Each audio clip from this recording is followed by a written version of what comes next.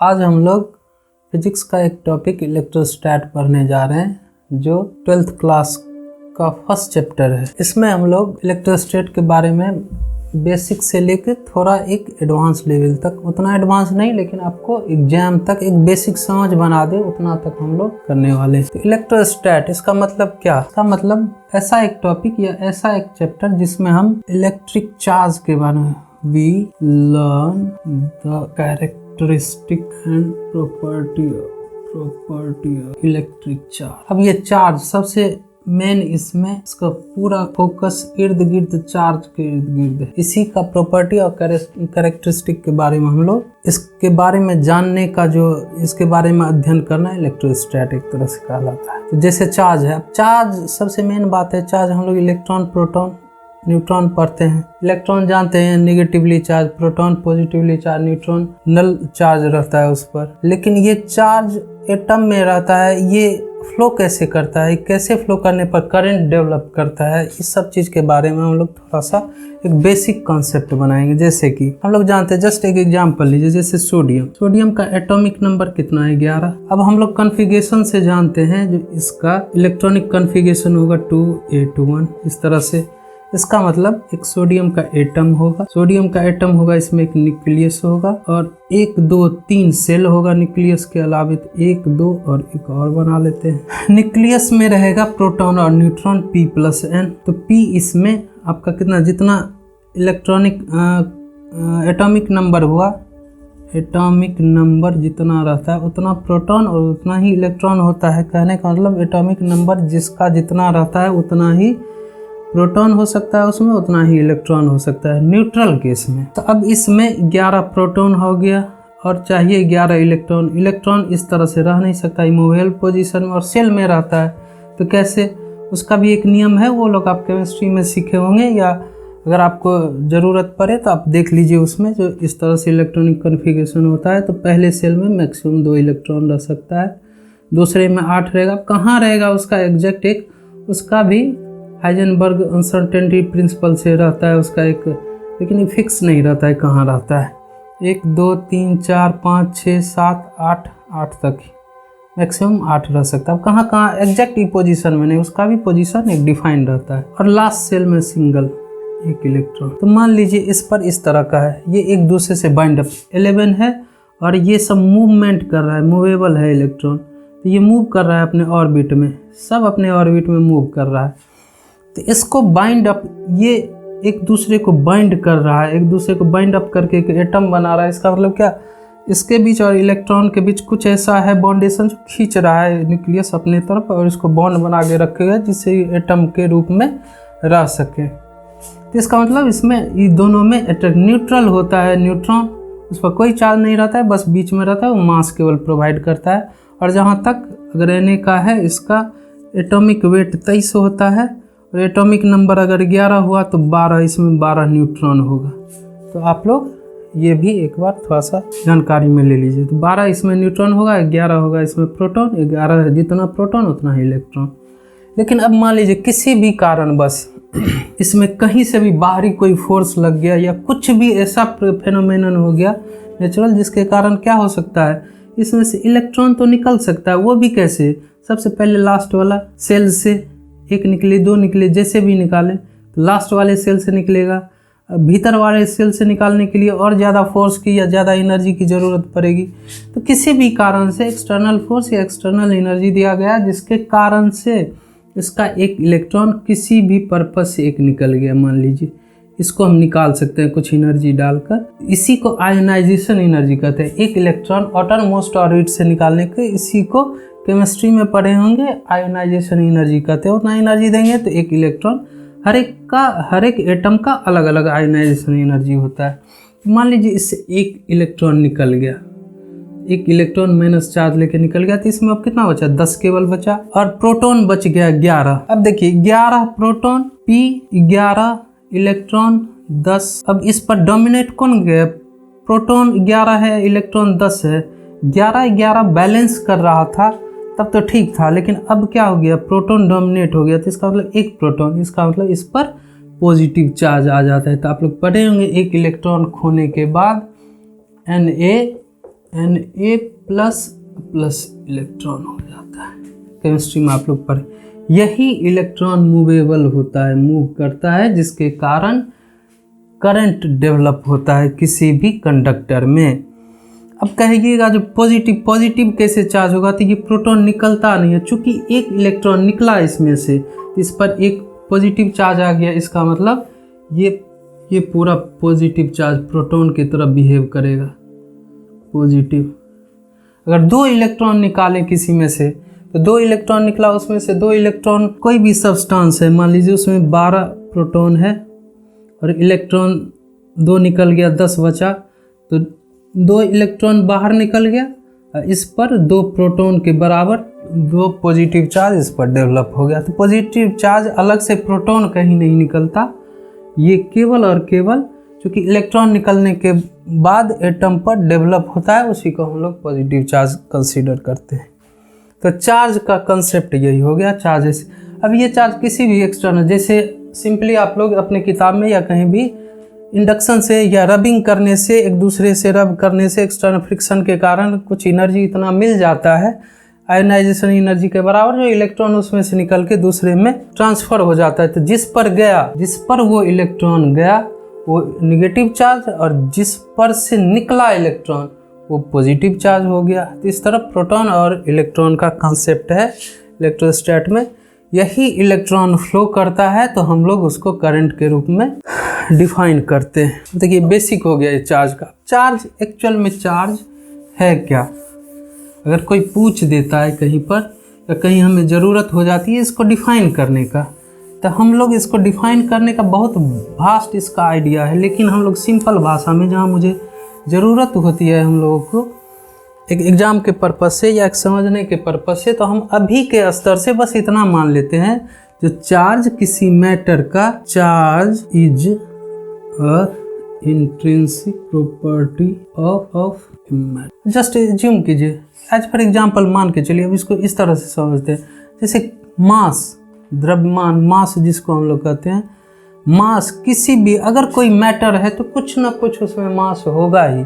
मास कभी नेगेटिव नहीं हो सकता, मास कुछ ना कुछ होना ही, ऐसा नहीं है मास जीरो। हाँ, कोई कंडीशन ऐसा होता है जैसे हम लोग कहते हैं भारहीनता वाला कंसेप्ट आता है उसमें, तो मास इसमें आपको एक इंट्रिंसिक प्रॉपर्टी है, कोई मैटर है तो उसमें मास होना ही है।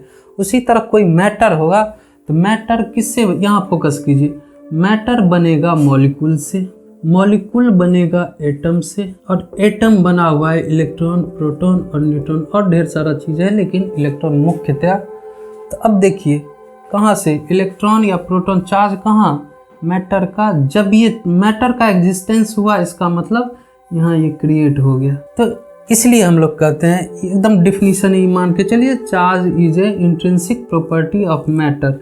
इंट्रिंसिक, एक इंट्रिंसिक प्रॉपर्टी होता है, एक एक्सट्रिंसिक होता है। ये हुआ जो एक तरह से मान के चलिए जन्मजात, किसी को जन्मजात कोई विकलांग हुआ और किसी को बाद में किसी उम्र में जाके कोई विकलांग हुआ, इसमें यही डिफरेंस है। एक इंट्रिंसिक हो गया, इसका मतलब अगर किसी चीज़ का एग्जिस्टेंस जब शुरू हुआ तभी से आ गया वो प्रॉपर्टी, और एक्सट्रिंसिक होता है किसी भी उसके लाइफ के किसी भी फेज में वो चीज़ एक एक्स्ट्रा कुछ इस तरह का प्रॉपर्टी आ जाए या कैरेक्टरिस्टिक उभर आए तो वो एक्सट्रिंसिक हो गया।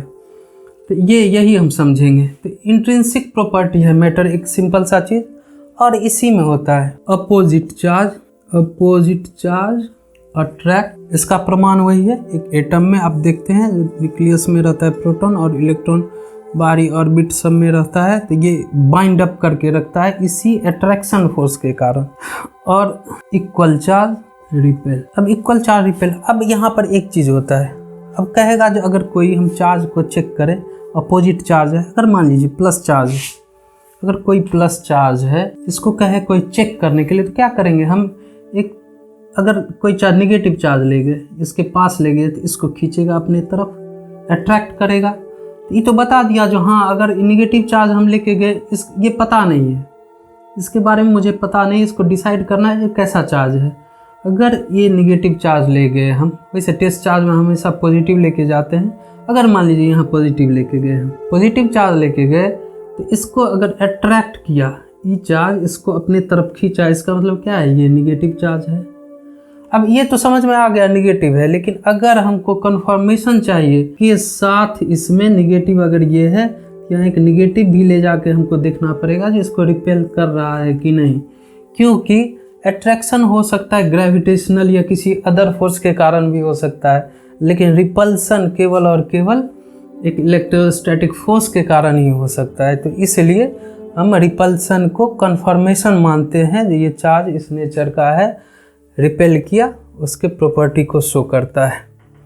तो यहाँ तक हम लोग चार्ज के बारे में सिंपल अगर डिफिनीशन पूछे तो आप लोग लिखिएगा charge is a intrinsic property of matter, opposite charge attract. इसका मतलब ये एक दूसरे को अपने की तरफ खींचेगा, और इक्वल चार्ज रिपेल्स, इसका मतलब दोनों चार्ज है, दोनों के बीच में जो मिनिमम डिस्टेंस इसके सेंटर को मिलाने वाला लाइन होगा उसके अलोंग एक दूसरे को रिपेल करे। कहने का मतलब ये इसको इस डायरेक्शन में फोर्स लगाएगा और ये इस पर इस डायरेक्शन में फोर्स लगाएगा, एक दूसरे को रिपल्सन फोर्स एक दूसरे पर लगाएगा। तो आपको अगर पूछ दे व्हाट इज चार्ज, तो आपको चार्ज के बारे में एक सिंपल सा यही कंसेप्ट, इसका और ढेर सारा है, इसके मूवमेंट पर इसका कैरेक्टरिस्टिक है ढेर सारा, मूव करता है तो इलेक्ट्रोमैग्नेटिक इंडक्शन शो करता है, ये चार्ज करंट प्रोड्यूस करता है।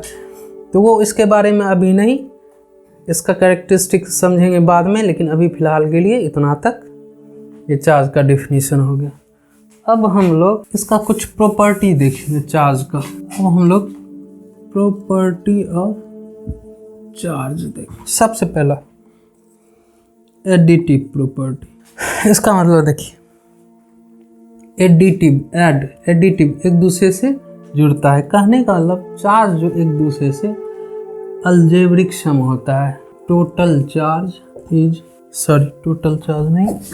Net charge of a system of charge is algebraic sum of all. अब देखिए जैसे कि समझने के लिए एक सिस्टम है, कोई सिस्टम मान लीजिए कुछ है, इसमें क्या है plus plus plus plus plus 5 plus है और इसमें 3 माइनस चार्ज है। तब इसमें कहेगा टोटल इस सिस्टम पर कितना चार्ज है, तो क्या करेंगे 5 प्रोटॉन प्लस 3 इलेक्ट्रॉन का चार्ज, तो 5 प्रोटॉन तो प्लस 5 चार्ज 5, और ये प्लस -3 5 -3, इसमें नेट 2 चार्ज प्लस में आया, इसका मतलब इस पर 2 positive charge, 2 positive, total system पर 2 पॉजिटिव चार्ज है। इसका मतलब किसी सिस्टम में का इस पर टोटल सिस्टम पर नेट चार्ज क्या है, तो इसका हर एक टोटल का अलजेब्रिक सम, जो प्लस वाला है प्लस, उसमें से निगेटिव वाला घटा देंगे, टोटल चार्ज उस पर जितना डेवलप है वो मुझे पता चल जाए। ये एडिटिव प्रॉपर्टी हो गया। अब एक दूसरा होता है क्वांटाइजेशन। अब देखिए क्वांटाइजेशन का मतलब समझने के लिए सबसे पहले हम लोग देखते हैं जो चार्ज का बेसिक यूनिट क्या, एक इलेक्ट्रॉन होता है। चार्ज का बेसिक इलेक्ट्रॉन और प्रोटॉन, मेन इलेक्ट्रॉन होता है, इसमें नेगेटिव वही चार्ज होता है, उसी का क्वालिटेटिव इसमें पॉजिटिव होता है। लेकिन इलेक्ट्रॉन बेसिक चार्ज का हम मॉडल अगर मानते हैं नेगेटिव, तो एक बेसिक चार्ज का जितना होता है चार्ज होगा इसी के टोटल चार्ज किसी पर डेवलप होगा तो इसी के मल्टीपल में। कोई सिस्टम में जैसे देखिए 1 इलेक्ट्रॉन हो सकता है, 2 इलेक्ट्रॉन हो सकता है, 5 इलेक्ट्रॉन हो सकता है, या कुछ भी ऐसा कभी भी इलेक्ट्रॉन E/2 आधा इलेक्ट्रॉन कभी नहीं हो सकता, कभी भी इलेक्ट्रॉन E/5 नहीं हो सकता, कभी भी फ्रैक्शन में नहीं हो सकता।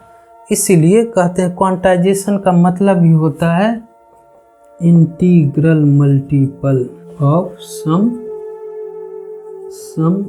Basic unit. इसी तरह अगर चार्ज होगा, कुछ भी चार्ज होगा, तो वो इसका सिंपल सा मतलब अगर हम डिफाइन करें अगर इसको, तो इसका सीधा सा मतलब होता है charge must be exist in the form of integral multiple multiple of basic charge unit. Charge unit means charge unit as electron. कहने का मतलब अगर किसी पर हम कहते हैं Q और किसी बॉडी पर Q चार्ज है तो इसका मतलब होगा कोई इंटीजर मल्टीप्लाई बाई ई। कहने का मतलब एन ई। एन कहाँ, एन का वैल्यू 0 से लेके 0 चार्ज हो सकता है 1 2 3 4। यहाँ पर इंटीग्रल मल्टीपल होगा इंटीजर से ही। N is where N is an integer. तो क्वांटाइजेशन यही है। क्वांटाइजेशन का मतलब कहीं भी चार्ज। अब जस्ट एक एग्जांपल लेके देखते हैं। हम लोग एग्जांपल लेते हैं क्वांटाइजेशन का, एक रेफरेंस लेकर देखते हैं। हम लोग को पता है जैसे इलेक्ट्रॉन पर कितना चार्ज होता है 1.6 multiply by 10 to the power -19 coulomb. E equal to electron पर चार्ज क्या होता है, माइनस में होता है -1.6 multiply by 10 to the power 19 coulomb. अगर कोई पूछ दे जो 1 कूलम में कितना इलेक्ट्रॉन, अब क्वांटाइजेशन पर ध्यान दीजिएगा। 1 कूलम इतना इलेक्ट्रॉन पर इतना चार्ज, इसका मतलब 1 कूलम अगर लेंगे तो उसमें कुछ इलेक्ट्रॉन का इंटीग्रल मल्टीपल होगा, उसी के फॉर्म में होगा। तो जैसे हम लोग देखते हैं एक charge number of electron in 1 coulomb equal to 1/1.6 10 to the power -19 equal to, देख लीजिए हम लोग 1/1.6 10 टू द पावर 19 ऊपर चला गया तो माइनस से प्लस हो गया यहाँ पर। अब इसमें क्या करेंगे इक्वल टू, इसका भी ये हटाएंगे तो ऊपर में क्या हो जाएगा 10/16 गुणित 10 के power 19। 1/1.6 multiply by 10 to the power 19 था इक्वल टू, पॉइंट हटा दिए, पॉइंट को एलिमिनेट किए तो यहाँ पर 10 ऊपर गया 16 नीचे मल्टीप्लाई 10 टू द पावर 19। अब क्या करते हैं हम देखते हैं 8 2 जा 16 5 2 जा। अब इसमें से हम एक 10 निकाल लेते हैं तो क्या हो जाएगा 5 गुणित 10 के पावर 18 बट्टे 8, 4 दूनी 8 5 दूनी 10 25/4 multiply by 10 to the power 18 equal to, lump sum integral में निकालेंगे तो 6 मल्टीप्लाई बाय राउंड वैल्यू में 18। इतना इलेक्ट्रॉन 1 कूलम में देखिए कितना 6 multiply by 10 to the power 18 electron होता है। तो अगर सिंपल समझने के लिए, अब इसका तीसरा प्रॉपर्टी है conservation of charge. Third property conservation of charge. Charge हमेशा कंजर्व, एक सिस्टम का चार्ज ऑन एन आइसोलेटेड, ध्यान दीजिएगा आइसोलेटेड सिस्टम इज कंजर्व्ड। अब यहाँ पर ये शब्द आइसोलेटेड शब्द सबसे पहले, आइसोलेटेड का मतलब एक सिस्टम हम, जैसे कि दुनिया बहुत कुछ है सारा, जहाँ एक कुछ है यहाँ, एक यहाँ कुछ है, एक यहाँ कुछ है, कुछ यहाँ पर है, लेकिन हम सिस्टम बना लिए जो नहीं, एक सिस्टम इतने दूर का क्रिएट करेंगे, इसको छोड़ देंगे और बाकी दुनिया में क्या हो रहा है उससे हमको कोई लेना देना नहीं, इतना दूर को सिस्टम मानेंगे। इसके अंदर का सारा चीज़ एक दूसरे से अन्योन्य क्रिया करने का, एक दूसरे से एक्शन रिएक्शन करेगा इतने दूर में, बाकी कहीं कुछ नहीं। आगे बाहर वाला से न लेना है न देना, वो कहावत है, वो धोखा लेना न माँ धोखा देना वाला बात है। तो यहाँ इतने दूर में जो क्रिया करना होगा, क्रिया प्रतिक्रिया हम इतने दूर में करेंगे, तो ये आइसोलेटेड सिस्टम। अब मान लीजिए इस सिस्टम में अगर ये चीज़ यहाँ उठा कर दे दें, यहाँ रख दें, तो इसके गिनती में कोई कमी होने वाला है कहीं नहीं, 5 का 5 ही। इसको उठा के यहाँ से अगर ये यहाँ उठ के चला है तो फिर भी क्या 5 का 5 ही रहा, तो इसका गिनती क्या हुआ, कंजर्व हो गया। उसी तरह एक चार्ज आइसोलेटेड सिस्टम में जो चार्ज होता है एक दूसरे से रिप्लेस होता है, इधर उधर उस किसी भी मायने में वो चेंज कर लेता है, अपना पोजीशन चेंज कर लेगा, लेकिन वो चार्ज का टोटल जो होता है वो हमेशा कंजर्व रहेगा। अब जैसे कि देखिए एग्जाम्पल के तौर पर एक सिस्टम बना है, इसमें एक मैटर ये है, एक ये है, इस पर 3+, इस पर -4, 4 हो गया, या 5 कर लीजिए, ऐसे कर लीजिए। टोटल चार्ज इसमें क्या है, टोटल वो एडिटिव प्रॉपर्टी से देख लीजिए, टोटल चार्ज 3+, -5 -2। अब देखिए किसी कारण से ये क्या हो गया, किसी कारण से एक दूसरे से इंटरचेंज कर लिया। अगर मान लीजिए इसका कुछ निगेटिव वाला इसमें आ गया, पॉजिटिव वाला इसमें चला गया, देख लीजिए, एक प्लस हो गया, 2 माइनस यहाँ हो गया, ये एक दूसरे में चेंज कर लिया, एक प्लस यहाँ माइनस माइनस प्लस कर लिया कुछ। अब देखिए ऐसे भी अगर टोटल चार्ज कीजिए, प्लस में कितना, 1 2 3 3 प्लस 3 सॉरी, यहाँ 1 2 3 4 5, माइनस में 5 -2। इसका मतलब सिस्टम में अपने आप में एक्शन रिएक्शन करके कुछ भी हो जाए, लेकिन चार्ज का number of charge additive property का इस्तेमाल करके दोनों कंजर्व रहने का मतलब होता है सेम रहेगा किसी भी हालत में। जैसे एनर्जी कंजर्वेशन आप लोग पढ़ते होंगे, उसी तरह चार्ज भी कंजर्व रहता है। ये भी एनर्जी का एक फॉर्म, एनर्जी क्रिएट करने का एक फॉर्म है, इसलिए कहीं ना कहीं लिंकेज है, वो लिंकेज का एक अलग आयाम है, डायमेंशन है। अभी इसमें इतना ही, वो कभी बाद में हम लोग डिस्कस करेंगे। ये तीनों प्रॉपर्टी, पहला प्रॉपर्टी एडिटिव, दूसरा प्रॉपर्टी क्वांटाइजेशन। अगर पूछ देगा चार्ज का प्रॉपर्टी बताइए कहीं पर भी एग्जाम सब में, बोर्ड एग्जाम सब में, प्रॉपर्टी ऑफ चार्ज अगर पूछ देता है तो सिंपल भाषा में फर्स्ट एडिटिव, वही चीज़ ऐड करके पहले ही डिफाइन की, सेकंड क्वांटाइजेशन और थर्ड कंजर्वेशन। ये इतना इलेक्ट्रोस्टैट का चार्ज के बारे में, चार्ज के प्रॉपर्टी के बारे में इतना चीज़ है। अब ये होता है जो चार्ज हम क्रिएट कैसे करते हैं, कुछ चीज़ और समझने की। चार्ज हम क्रिएट कैसे करते हैं, बुक सब में भी आपने देखा होगा, एक कोई ये इंसुलेशन किया हुआ चीज़ है, ध्यान में रखिएगा। ये इंसुलेशन इसलिए है, एक सिस्टम ऑफ चार्ज, इस एक मैटर है जिसका कहीं से कंडक्टिविटी नहीं है, एयर में ये है, ये इंसुलेटर है, इसके थ्रू चार्ज फ्लो नहीं कर सकता है, ये इंसुलेटर है। इंसुलेटर का स्टैंड एक बना हुआ है जिस पर कोई एक कंडक्टर रखा हुआ है।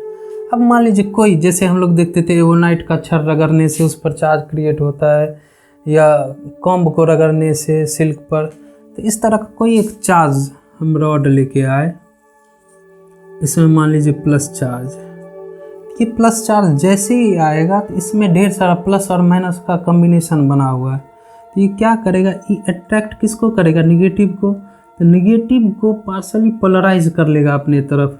तो 3 जैसे यहाँ पर है, तो अपने हिसाब से 3 चार्ज को एक तरह से समझिए, ढेर सा जितना भी हो, लेकिन मुख्यतः 3 न्यूट्रलाइज होने के लिए, और निगेटिव वाला जितना पोर्शन है सब इधर पोलराइज हो जाएगा, और पॉजिटिव वाला इसमें जितना है वो इधर।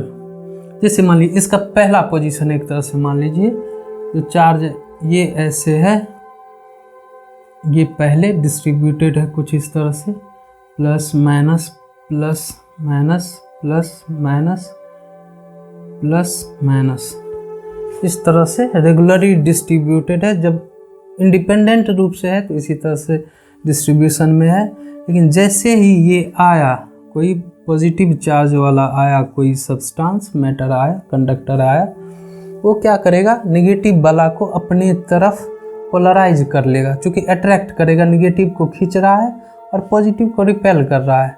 तो देखिए जितना निगेटिव वाला 1 2 3 4 1 2 3 4 को अट्रैक्ट कर लेगा, और पॉजिटिव वाला को क्या कर देगा, तो रिपेल, इसको अपोजिट साइड में रिपेल करके छोड़ देगा। अब इस तरह से हो गया। अब इस तरह से हम पोलराइज कर लिए। अब क्या करेंगे, हमको इसमें अगर चाहिए पॉजिटिव चार्ज चाहिए, तो हम क्या करेंगे, निगेटिव वाले पार्ट को अर्थ कर देंगे। नेगेटिव वाले पार्ट को अगर अर्थ कर देंगे तो ये सारा चार्ज फ्लो होके आ जाएगा, अर्थ हो जाएगा। अर्थ एक कंडक्शन, अर्थिंग एक अलग कॉन्सेप्ट है, वो अर्थ हो जाएगा। ये जीरो पोटेंशियल पर होता है। बाद में थोड़ा सा आपको कंसेप्ट में जब करंट इलेक्ट्रिसिटी होगा तब आप देखिएगा, ये जीरो पोटेंशियल माना जाता है अर्थ को। घर में भी आप लोग अर्थिंग देखते होंगे, इसलिए करते हैं जो जीरो पोटेंशियल पर होता है सारा का सारा रेसिडुअल चार्ज जो है वो अर्थ में इंजेक्ट हो जाता है। तो ये जब चार्ज इसमें इंजेक्ट हो जाएगा तो इसको हम क्या करेंगे, ये पॉजिटिव, अब इस पर चार्ज, पॉजिटिव चार्ज, तो ऐसे हम चार्ज को क्रिएट करते हैं। अब मान लीजिए ये ऐसा हो गया, इस छड़ को हटा लिए, इस छड़ को आगे हटा लिए। अब ये पॉजिटिव चार्ज क्या होगा, ये अपने एक इक्वल डिस्टेंस इक्विलिब्रियम मैनेज करते हुए अपने आप को डिस्ट्रीब्यूट कर लेगा। डिस्ट्रीब्यूट कर लिया। इंसुलेशन है तो ये कहीं कंडक्ट होके कहीं जाने से रहा, तो ऐसे करके इसको हम पॉजिटिव चार्ज बना लिए। अब हम अगर चाहते हैं इसको अगर हम डिवाइड कर दें, अगर इसी शेप साइज का, अगर सेम कंडक्टिविटी का अगर कोई दूसरा सब्सटेंस इसको ले आके यहाँ पर लगा के इसको कंडक्ट टच करा दें या किसी कंडक्टर से अगर जोड़ दें, तो ये दोनों अपने आप में इक्विलिब्रियम में आ जाएगा। इसका दो चार्ज फ्लो होके आधा आधी में अपने आप को बांट लेगा। इस पर भी दो चार्ज रह जाएगा, इस पर भी दो चार्ज। फर्दर अगर सेम साइज सेम कंडक्टिविटी का कुछ लाएं तो इसका एक एक चार्ज बांट लेगा। तो इस तरह से चार्ज का डिस्ट्रीब्यूशन भी होता है, किस तरह से कंडक्शन कैसे हो जाता है, ये भी आप लोग थोड़ा सा बेसिकली समझ गए होंगे। बस ये एक सेंस बनाने की चीज़ है, कैसे क्रिएट किया जाता है चार्ज और कैसे इंडक्ट होके एक दूसरे को इंड्यूस कर देता है। अब इसमें हम लोग का बच गया। अब इसके आगे हम लोग कूलम्ब्स लॉ, इसमें कूलम्ब्स लॉ, इसका सबसे पहले बेसिक में हम लोग उल्टा चलते हैं। बहुत लोग इसका लिख देता है लेकिन हम लोग उल्टा चलते हैं। कूलम्ब्स लॉ क्या कहता है, मैथमेटिकली, सबसे पहले मैथमेटिकली ही देखते हैं। मैथमेटिकली कूलम्ब्स लॉ कहता है फोर्स दो चार्ज के, अगर दो चार्ज है यहाँ पर Q1 और Q2 और इसको मिलाने वाला लाइन है, लाइन ऑफ फोर्स इसको कहा जाता है। इसके बीच में जो फोर्स होगा, इसके बीच में जो फोर्स होगा F equal to K Q1 Q2 upon R square, अगर दोनों के बीच में R डिस्टेंस है तो ये। अब ये देखने में अटपटा लगता होगा जो ये पहले ही एक्सप्रेशन आ गया। अब इससे हम थोड़ा सा समझते हैं कूलम्ब्स लॉ को कैसे डिफाइन कर सकते हैं या कैसे फिर उल्टा भी समझेंगे इसका। सबसे पहले देखिए ये कांस्टेंट है, डाई इलेक्ट्रिक कांस्टेंट। इसका एक्चुअल क्या होता है 1/4 पाई एप्सिलॉन नॉट। कहाँ से आता है वो देखेंगे, लेकिन ये के का ये वैल्यू होता है, उसको के के रूप में लिखा जाता है। अब यहाँ एक शब्द है एप्सिलॉन। एप्सिलॉन इसको कहा जाता है परमिटिविटी ऑफ फ्री स्पेस या वैक्यूम कहिए। अब परमिटिविटी क्या है, अब परमिटिविटी अगर कोई पूछ दीजिए एक्चुअल में क्या है, तो परमिटिविटी देखिए इसको इस तरीके से कह सकते हैं। जैसे देखिए वैक्यूम में है या फ्री स्पेस में है तो चार्ज जो फोर्स लग रहा है ठीक है, लेकिन मान लीजिए ये दीवार है या ये बोर्ड है, बोर्ड के एक तरफ दूसरे तरफ कोई चार्ज है, इस तरफ एक चार्ज है, दोनों फोर्स लगाएगा तो इसमें उसके फोर्स पर प्रभाव पड़ेगा। कहने का इंटेंसिटी कम कर देगा उसका। कम क्यों करेगा, तो इस कुछ ना कुछ मटेरियल है इसके बीच में, वो क्या करता है ऑब्स्टेकल प्रोवाइड कराता है, जिसके कारण तो यही इसका एक मैटर का एक ये मैटर बोलिए या मीडियम का, जिस मीडियम में फोर्स लगेगा जिसके थ्रू, उस मीडियम का एक प्रॉपर्टी हो गया, वो कैरेक्टरिस्टिक हो गया। तो कहने का मतलब इट इज़, इसको अगर कहेंगे it is measure of degree, it is measure of degree of resistance provided by the medium to flow the charge. ये किस एक्सटेंट तक चार्ज के फ्लो को या चार्ज के फोर्स को वो रेस्ट्रिक्ट करेगा, रेजिस्टेंस प्रोवाइड करेगा, वो डिग्री एक तरह से, जहाँ इस स्तर तक मान लीजिए यहाँ पर बहुत हैवी कोई मेटल का चीज़ है, तो उसमें बहुत जगह देखते होंगे जो एक साउंड प्रूफ होता है या इलेक्ट्रिक प्रूफ कोई एक चीज़ होता है जिसमें ना बाहर से कुछ ऐसा फोर्स, इलेक्ट्रोस्टैटिक फोर्स आ सकता है, ना जा सकता है, ना इलेक्ट्रोमैग्नेटिक इंडक्शन हो सकता है। ऐसा फुल प्रूफ चीज़ भी बनता है। वो मेटल या मटेरियल या उस मीडियम का प्रॉपर्टी होता है। तो किस डिग्री तक, मान लीजिए पेपर है, पेपर के इस तरफ उस तरफ आप लोग मैग्नेटिक का इस्तेमाल किए होंगे, पेपर के उस तरफ आराम से, लेकिन इस दीवार से अगर उतना पावर नहीं है, एक दीवार के 10 cm या 10 फीट के दीवार के उस तरफ एक मैग्नेट है, इधर है, तो उतना उसमें फोर्स नहीं रहेगा जितना कि पेपर, पतला पेपर के दोनों तरफ रहेगा। तो मीडियम का परमिटिविटी है या मैग्नेटिक के कंडीशन में परमिएबिलिटी हो जाता है, जो उसको रिस्ट्रिक्ट करता है, रेजिस्टेंस प्रोवाइड करता है एक दूसरे को मूवमेंट में। तो परमिटिविटी हो गया इसका एक मीडियम का, उसका प्रॉपर्टी कहिए या कैरेक्टरिस्टिक कहिए। अब यहाँ पर ये चीज़ आया ऐसा, ये एक्सपेरिमेंटल है एक तरह से कूलम्ब्स के द्वारा, ये हम आपने ही एक्सपेरिमेंटली निकाला गया है। अब निकालने का वो हायर लेवल, हायर क्लास सबका ये रिसर्च का सब्जेक्ट है। तो k इक्वल टू k का वैल्यू ये होता है, ये कांस्टेंट k, तो ये टोटल वैल्यू, ये भी कांस्टेंट, इसका वैल्यू होता है परमिटिविटी, एप्सिलॉन नॉट का वैल्यू होता है 10 to the power 12 -12 c² पर nm स्क्वायर, कूलम्ब स्क्वायर पर न्यूटन मीटर। ई भी कैसे आता है, इसका कैसे वो यूनिट आया उसको भी हम लोग देखेंगे। तो यहाँ पर देखिए फोर्स जो लगेगा इस दोनों चार्ज के बीच में, दोनों चार्ज के बीच में जो फोर्स लगा वो क्या हुआ, एक कांस्टेंट के Q1 Q2 upon r², Q1 एक चार्ज, Q2 दूसरा चार्ज, r हुआ दोनों चार्ज के बीच का मिनिमल डिस्टेंस का निकल, लाइन ऑफ फोर्स या मिनिमल डिस्टेंस जो भी कह लीजिए उसको। अब इससे हम लोग एक कूलम्ब्स लॉ को डिफाइन करने का कोशिश करते हैं, देखिए कैसे करते हैं। अब देखिए इसको हम कैसे लिखेंगे, डिफाइन कैसे करेंगे। Force between two charge is, इसको एक पार्ट में देखिए। अब F के कांस्टेंट हटा, ये कांस्टेंट है, प्रोपोर्शनलिटी कांस्टेंट भी कर सकते हैं, तो डायरेक्टली प्रोपोर्शनल क्या हो गया Q1 और Q2। तो ये चीज़ पहले हम लोग डिफाइन करते हैं। Force between two charge is directly proportional to product of both charge. सबसे पहला ऊपर से देखते हैं F, ये ले लेते हैं, अभी इसको छोड़िए, ये प्रोपोर्शनली कांस्टेंट है, इसको हटा दीजिए। F डायरेक्टली प्रोपोर्शनल, दोनों चार्ज के प्रोडक्ट के बराबर में प्रोपोर्शनल है। अब ये क्या, अब एक हम यहाँ पर इसको कर सकते हैं inversely proportional, F inversely proportional 1/r²। तब यहाँ इसको कैसे हम लोग डिफाइन करेंगे, तो इसका मतलब हो गया product of both charges and inversely proportional